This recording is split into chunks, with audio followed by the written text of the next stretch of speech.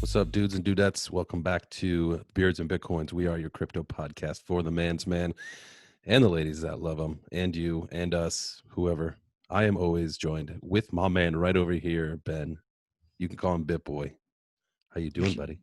You can call me Bit Boy. You can call me Ben. You can call me late at night. I might answer the phone. We'll see what's happening. Ooh.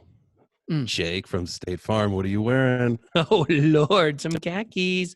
All right, guys, we got a big episode for you guys today. We are having an interview here in a few minutes with Mary Spio, the CEO and founder of Ceek VR. This is a huge project. This is going to be coming in on the scene. So you guys are definitely going to want to pay attention. The pandemic has actually pushed this project way forward. You guys are going to have to listen to that. It's going to be really good. We also got some crazy news we're going to be talking about CRO and MCO. A lot of people are really upset about what went down there. So we're going to talk about that here in just a second. But first, we have to shout out our sponsor, Monarch, the king of crypto, as some people may call them. The Beards and Bitcoins crypto podcast, sponsored by Monarch Wallet. Rule your own financial kingdom from the palm of your hand. That is right, sir. The team at Monarch is working hard to bring you the one app to access all of the best crypto services. These guys believe in delivering tech and not hype. Absolutely. With the universal, decentralized Monarch Wallet. That's my favorite part of this ad. Every time. With the universal, decentralized Monarch Wallet, you can buy, store, spend, and earn crypto. With Monarch Pay, you can set up and accept recurring crypto payments. I liked all of that. So, but if you want more information about Monarch, make sure you check out monarchwallet.com. You can also go to monarchtoken.io for more information. Do it today. And Monarch is a great wallet. People like Monarch. People like Monarch. It's decentralized. It's universal. Okay. But there's another wallet, another competitor to Monarch, really, that people are pretty upset with right now. You can also buy and spend crypto there. Crypto.com. Tell them what happened. I think, all right, so this was their legacy coin, right? Because it was Monaco, and then they changed to crypto.com. And when they made the change is when they also created that utility token, right? Like once they could actually open up like all of their exchanges, like I feel like that's when it happened, right? Is when they introduced the Crow token and the CRO. But it was always weird how there was the two, like you're like, oh, why is this little token, only worth a couple cents, where I think in March it was like down to like, almost 3 cents. It was just under 3 cents, where, this MCO token's been like in the $4 to $5 range for quite some time. It always seemed weird that there was the two tokens. So for me, I'm not upset about it. I like the consolidation. Thank you. For some reason, I couldn't say it. I'm here for you, dude. We finish each other's sandwiches. That's good. That was a Frozen reference. I have a little girl, just in case you guys know.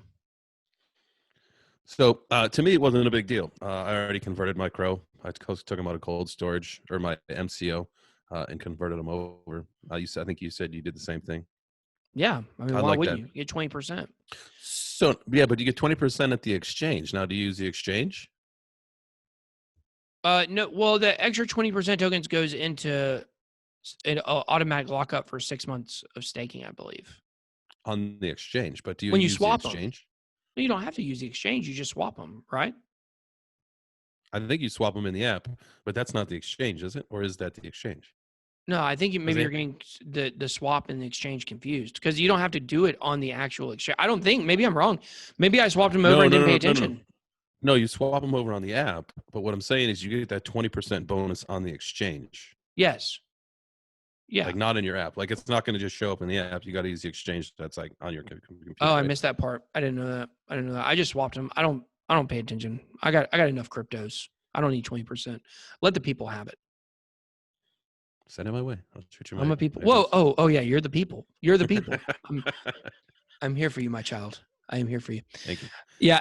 So a lot of people are upset. Now, here's the main reason. What's really interesting is, I don't know if you've ever watched my channel, Justin. I don't know if you have, but I did a video called 5 Coins. Every now and then. 5 coins to 5 million. It's my most viewed video ever. It was about Tika Tawari's. He's this, marketer guy. He had 5 picks. MCO was one of them. And it's very interesting because a lot of people invested in MCO because of that. And I've said for a long time, that CRO is the one. And I even did a video talking about it maybe about 6 weeks ago or so, talking about how I believe that CRO is the dominant coin, just like you said. Over time, the MCO card is no longer, or the MCO token is no longer relevant. And I've said that for a long time. It's only for staking the card. Ecosystem has grown. Now, the people that invested from Tika Tawari's picks in MCO, they're upset because their coin has underperformed. The coin has underperformed, and so the price is down comparative to CRO. And Crypto.com tried to make up the difference by offering that 20% exchange rate, which I have to look a little more into that because I was unaware of that. Maybe that aspect just kind of like went past me. I didn't see it. But people are upset about it. But here's the thing. Even though like I picked MCO as like one of my coins of the month earlier, I don't expect long-term for MCO to outperform CRO. So ultimately, even if your coin is down and you're getting the exchange, you're getting the better deal by swapping to CRO. I don't understand why people are upset. I don't get it. There's better room for improvement too. I mean, yeah. Under 20 cents. I mean, I think this thing is probably going to go to at least like 50 cents. I mean, you're going to get the MCO token was never going to go to like $7 or $8. I just don't think that it really had the legs for it. What was the point? Yeah. And the other thing is it's good to spend your crypto when crypto is going up. But when we enter another bear market, which, hey guys, don't be fooled by what's happening right now. We will enter another bear market. It's going to be a while. It's going to be over a year. It's called a market cycle. Called a market cycle. We will enter another bear market. And when you enter a bear market, you don't really want to be spending your crypto, So because of that, I think that crypto.com, the card itself has a lot higher potential right now. But once we enter a bear market, like things like the spend, the earn, the interest, all that is going to be a much better use of your resources within the crypto.com app instead of even the card. The card's great for when the price is going up. Not so great when the price is going down, when it collapses, and everything's going to go down one day. And so I think long-term, it's just got so much more potential. So speaking of long-term potential, we are about to get into an interview with Mary Spio of the founder of Ceek VR. That's Ceek with a C. Just real quick, Justin, what did you think about this interview that the people are about to listen to? I thought it was awesome, man. She seems like a super cool lady with, we talked a little bit offline, obviously online, you'll hear the interview. But it sounds like they got some things going for them. She seems like she comes from a pretty good background, and I think she's got a whole bunch of patents in technology. So, she knows what she's talking about. It's interesting. I thought it was a good interview. She seems to have a very kind of even keel, and I like that. Yeah. Not too pampy. Pam, let's pamp it up. Not to be confused with Pam Network, the project. I'm just using the word pamp for pamp's sake. So, the thing, Pam beat up. So the thing is we're about to get in this interview. It's a really good interview, guys. Listen, I found Ceek probably about a month ago, maybe 6 weeks ago. I'm telling you guys, this is a huge project. Now, after I covered Ceek on my channel, Ceek reached out to me, and the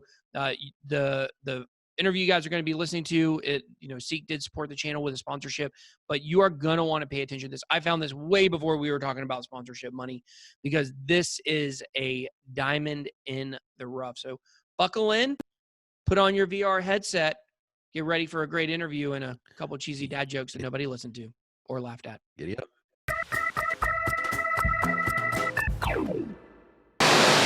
Hey, everybody. We are here with the founder and CEO of Ceek VR, a project I've covered on my YouTube channel. Very excited to talk about it. Mary Spio, welcome to the podcast. How are you doing? Good. Happy to be here. I'm doing well. Awesome. I said that we should have probably been doing this in virtual reality. Yes. How do you that would make sense. Yeah, with the VR headsets on. Can I put my VR headset on? Yeah. You could. Well, show that thing off. Let's see it. Show that thing off. Let's take a look. If you're watching, if you're on audio only, that's slick. Yeah, that looks slick. This is the space one, and then we have a gold one also. I saw that on the website. That looks nice. I was in a conference in Dubai, and this guy came up to me and he said, "If you have a gold one, I would totally buy it." And I was like, "Wow, we should get a gold one." Yeah. So, are you sure that's what he said, or did he say, "Where Dubai that"? That was a Dubai joke, guys.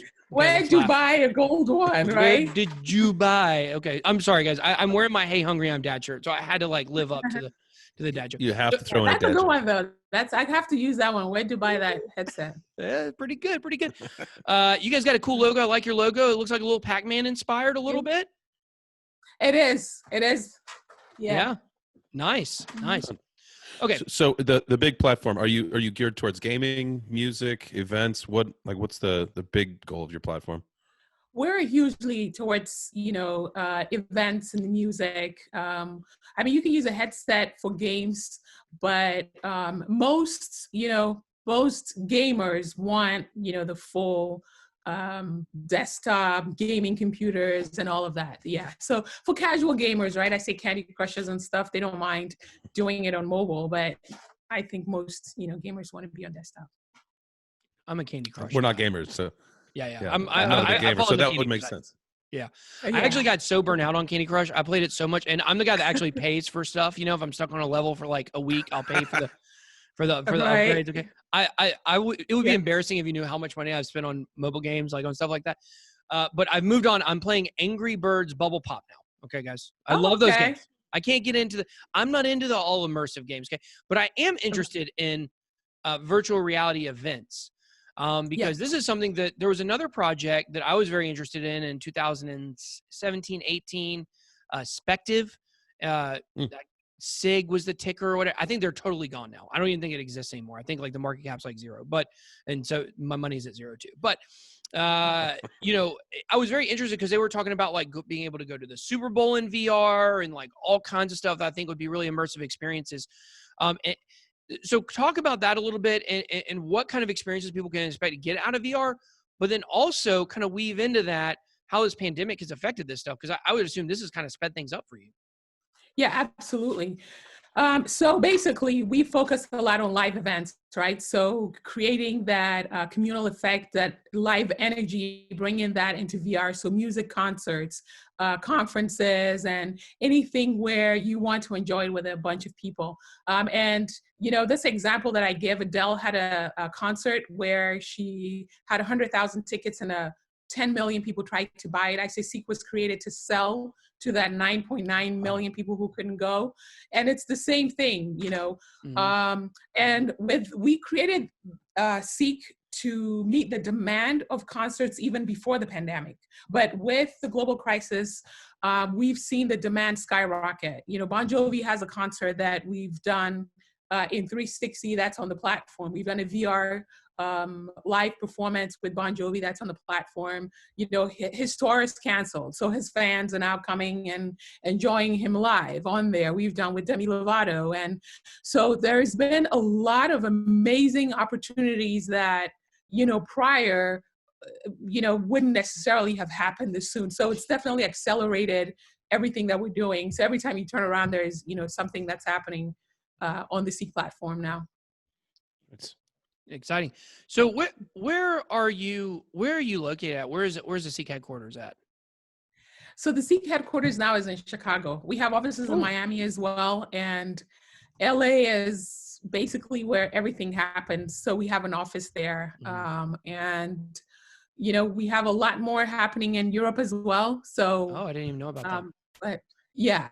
So LA mainly is where we're capturing a lot of content, but the physical office is in Chicago and Miami. I grew up in the suburbs of Chicago, so go Cubs. Oh, yeah. Okay. Go Cubs. And I lived in Miami for 6 months when I was in my young wild teenage years. So wow, yes. Where in Miami? I lived right on the other side. I think it's like the 36th Street Bridge. So we weren't on South Beach. We were right on the other side. There's like a Wendy's there. I used to live there. It was like a real broke down apartment that a bunch of teenagers were living in, causing chaos. Yeah, I think I generally know that area. Yeah, right there. But that's where I lived. Mm-hmm. So, but I bring that up. The reason why I asked that question about the headquarters, because I was wondering if you had an office in Miami, because it seems like you got a lot of big stuff going on in Miami. Between talk a little bit about the partnership with the education system in Miami, and then also this is the podcast for the man's man here. Okay, we like to talk sports and man stuff. You got Dwayne Wade is using Ceek VR for his basketball camp. So talk a little bit about both those and what's happening there. So in terms of Dwayne Wade, I mean, it's just been crazy, right? To see Dwayne announce that this year we're canceling our camps, which I'm glad he did, because that you've seen the camps that are getting affected. There was a camp where 260 people got COVID. It was like a YMCA So camp, they I think, wasn't it? Yeah, I saw it on the news. Yeah. So they canceled. Yeah. So they canceled their camp, and they've decided to do it 100% on Ceek VR. And basically how that came about, the year before, we teamed up with the Dwayne Wade Celebrity Sports Academy to capture their content, because he has so many fans in China, Taiwan. He has fans all over the world, but the camp is in Miami and in Chicago. So he wanted to be able to capture it, to allow, again, that 99% that cannot come in person to access it. And then this happened. So then he said, wow, why wouldn't we just have the whole thing on the platform? Because we have the live streaming, and we have the chats, and the ability for parents and everybody to come on at the same time. So the platform just really lent itself to what they needed to do. So that's how that came about. And then in terms of Miami schools, I can't really go into details because we're still talking to the schools about a lot of things, but we've met with them several times, talking to them about. Well, they tweeted it, right? They tweeted, it was from their, did they tweet they were going to be working with you guys? I think it was from Danny Carvajal, who's a right back for Real Madrid. Oh, gotcha. So he's looking at a camp with them and a whole bunch of stuff, so that's how that came about. But we have a ton of schools that are looking at using the platform now for things like, labs, right? Because most schools are using Zoom and other things, not but effective. You cannot, you're not able to mix chemicals over Zoom. And with VR, you could do that. We can actually create a whole lab environment. So that's what we're working on with a lot of the schools that we're working with. And there are a ton of schools that are looking to roll this out. It's crazy when you talk about all this and you think about it. It's almost like the story Ready Player One is it's happening, right? And or Wall-E, think about that, or Wall-E, right? Yeah. Where everybody's in a chair with like a headset, One of the things that's fascinating about it is, it completely could take away. And if this is something that you go to, like it's more adopted all throughout the country or the world. I mean, you go to virtual learning. I mean, you virtually take away school shootings. I mean, that's something you never have to think about again. True. That's true. I'll tell you, as a parent who homeschools our kids, we didn't start, my wife and I. My wife's like amazing and stuff. She was actually on this podcast one time. If you guys go back and look far enough early. But my wife's amazing and everything, and she had wanted to homeschool our kids, but I was very against it in the beginning. And we had some problems with my kid in kindergarten with he was further advanced. I know every parent says this, he's further advanced, and he was getting bored, and he's not like me, so he wasn't getting in trouble. He was kind of just not knowing what to do, getting anxiety. And we talked to the teacher, and she was like, they'll catch up one day to him. We were like, that's not good. So we started homeschooling. We didn't start homeschooling because of fear of something like school shootings. But let me tell you, as a parent, when you hear about school shootings and things like that, knowing your kid's at home safe and not, and hey, shootings can happen anywhere. We all know that. But it definitely is, there is something to, making sure your kids are safe. And, I think the VR learning could be a good way to, even for people that homeschool, have homeschool groups that do VR and stuff to help kids get, somewhat social interaction. Especially everybody's dealing with a lack of social interaction right now, which is funny. Right. It's not funny, but you know what I mean.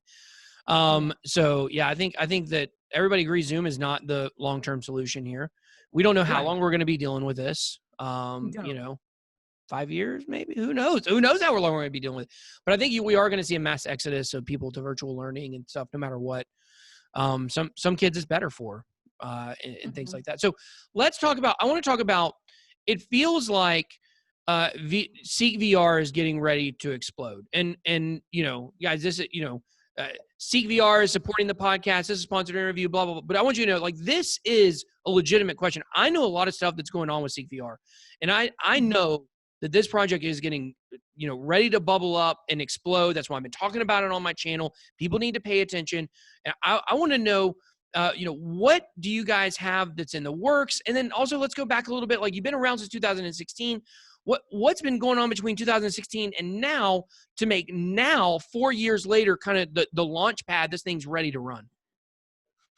Yeah, so 2016 is when, we started the company. When we started Ceek VR, we were using just, we were using regular tokens, but they were not crypto tokens, right? So in 2018, I think towards the end of 2018 is really when we made the move to the blockchain, to integrate it, because we found that it was a perfect solution. So a lot of what we've been doing is building. So we had to build, and it's a huge infrastructure. So when you think of Ceek VR, yes, it's concerts, but really the concept is the idea of a whole city. And in the next few years, every company, every person is going to have this virtual presence. And that's what we're building. We're building these gathering spaces. So whether you're coming on into a concert or to a classroom, or maybe you're just getting some friends to come hang out with you in, some kind of palatial estate or in a ocean house in Miami, but you could buy all this digitally and have people come and hang out. So we've been building the infrastructure. We've been getting the partners together, because I see a lot of, you mentioned Spective or Spectron or whatever, one of those projects that kind of blipped and disappeared. And a lot of people come and they talk about, oh, we're going to bring Lady Gaga, we're going to bring this one and that one, but they don't really have the resources or the intent to do that. And that's what we've been, behind the scenes doing, getting these partnerships and building everything that we promised we were going to do. That's why, it's taken a while. And this, pandemic has kind of merged. It's like it's coincided with our outcoming, if you will. So yeah. And you guys had nothing to do with the beginning of the pandemic, right? We had nothing to do with it. We didn't plan it. That was not part of our strategy. We were not in a lab in Wuhan somewhere. No. Come on, I think I see a bat behind you. Okay, I kid for sure. Yeah, so that's very interesting. I know you guys definitely have, a lot of stuff coming up that's very exciting, and I know. That's how I kind of stumbled across you guys. I think the virtual reality is going to be, the next evolution. Like, I think that as common as Zoom is now, like we're doing this interview on Zoom, like, Zoom is very common. It was kind of like Skype was first, kind of have meetings, Yes. voice calls, all this stuff. Then you got FaceTime. It's kind of its own little thing. But then you moved on, like Zoom's the next evolution. And it's like VR is the next evolution of that. And it's definitely really cool to see where this kind of technology is going to head. How long do you feel like it's going to be before we see like outright VR adoption? I think it's happening more so now. And an example of that is a VR app that had like 20 people on like a year ago when they had this huge New Year's Day Eve thing. It's a desktop one. And then more recently, they've had like 50,000 people on at a time. And all of these people are, using desktop devices. So that tells you where it's going. But I think over the next 2 to 3 years, everything is just really going to accelerate. And we see it happening now. We see it with the number of people that are registering on a daily basis. And we see the number of headsets that we're shipping out and the level of celebrities that are, interested in being on the platform that, didn't exist before. It was much harder, right? Now people are telling us what our value proposition is, which is great. That's nice. Mm-hmm. Yeah. Yeah. So speaking of value, the last question I want to ask is right now, I'm not sure. Do you know where you guys are at on CoinMarketCap? It's like 500, maybe 400.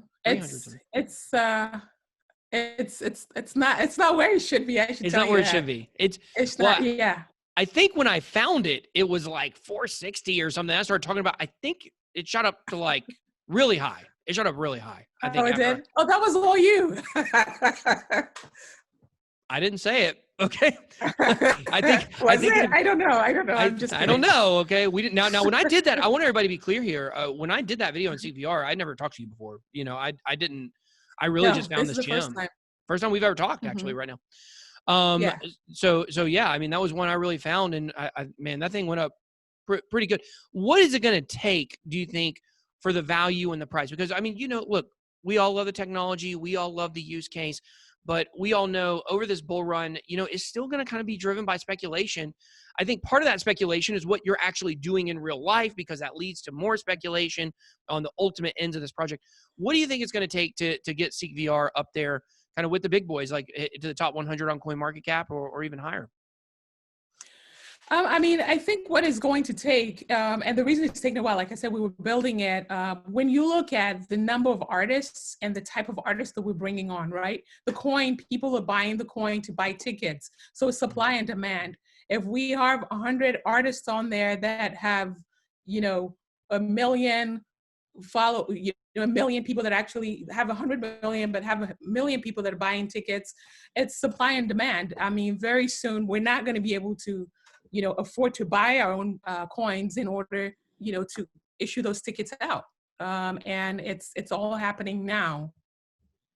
Exciting. So as the usage, and we've partnered with Microsoft to build this streaming template, to help us with our side chain that we're building because of the, to reduce latency and also the gas costs and all of that. But these type of partnerships and everything that we're doing is really what's also going to help with mainstream adoption of the coin. So people are actually using it. And as more people use it, as we bring more stars onto the platform, more partners, is just inevitable. It's just supply and demand. Well, if you bring me on as a star, then moon. Instantly, Can overnight. you sing, or are you going to teach? Yeah, you could teach a class on something. I mean, I'm on TikTok. I can make lip sync videos, and they'll blow up. I'm sure. I'm just kidding. I don't is that lip sync videos. Truly? I'm gonna have to check that out. Well, I do have a TikTok. I got like 2.5 million followers there, but I don't dance or do lip sync videos. I do informational videos. I can tell stories. I talk about conspiracies. Yeah. See, you just learn. We just learn new stuff about each other. Just through the podcast. Yeah. What do you think about them getting rid of TikTok? Well, they're not getting rid of it. Microsoft's buying it, The whole thing. Oh, so, okay. Yeah. So interestingly enough, like I've been following it very closely. I've talked about it a lot on TikTok. From the first moment that Mike Pompeo said that they were considering banning it about a month ago on Laura Ingraham on Fox News, I knew it was posturing. The whole thing is posturing. We're in a big war with China. Obviously, we are in war with China right now. People don't realize what's happening. Right. It very similar. Yeah, very similar to the Cold War and things like that. So will it lead to military conflict? Who knows? But we're in war. We're kicking them out of consulates. They're kicking us out of consulates. We've got TikTok as kind of a pawn in all this. The whole thing was posturing to try to push China out of TikTok in the United States. And I think they achieved it. So I'm actually pretty excited because I get a lot of censorship on TikTok because I talk openly. I don't depend on TikTok for my income. So it's like I can talk more openly and, not compromise my values in order to, appease the Communist Chinese Party or the Chinese Communist Party, the CCP, which I refuse to do. So we'll see. I think Microsoft buying it. Trump has given him 6 weeks, and we'll see what happens. Who knows? Maybe we'll have a virtual reality TikTok soon. Component. Yeah. Who knows? Who knows? Excited. I joined that. You would. Interesting times for sure. It is interesting. Well, Mary, thank you so much for joining us. This has been a great episode. I'm very excited about this project. I can't wait to see where it goes. I think that people that are in it early are going to be very, very happy down the road. It's got use case. It kind of has everything, big partnerships, a lot going on. So tell everybody where they can find more about Ceek. Wait, hold on. Can I redo that? Can I redo that? I don't want to edit this. I just want to redo that. I want to say, where can people seek more info on this project?